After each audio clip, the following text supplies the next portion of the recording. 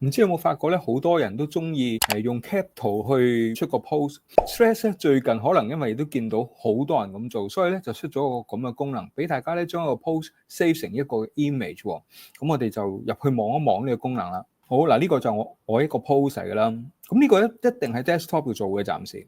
咁咧呢個 share 嘅掣咧一撳入去，大家見唔見到有一個叫做複製成圖像呢個功能咧？一撳咗之後咧，佢就 gen 咗個 post 出嚟嘅。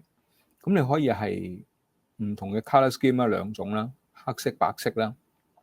咁呢啲數咧，如果覺得想俾人睇或者唔想俾人睇，你都可以去選擇嘅。然之後咧有幾種方法嘅喎，有一種係自動啦、方形啦，有一種係 Instagram 嘅貼文啦咁樣。譬如話我要 Instagram 嘅貼文咧，我可以 save 低佢或者複製佢。嗱，我首先用複製啦。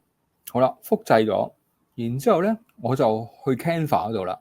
好啦，呢個就係一個 Canva 嘅界面啦。咁我咧就 paste 翻落嚟，大家見唔見到啊？其實咧就已經可以用嚟去做 post 啦喎。唔知大家咧有呢個功能之後咧，會比較多用呢個功能啊，定係用佢 native 嗰個 share 嘅功能咧？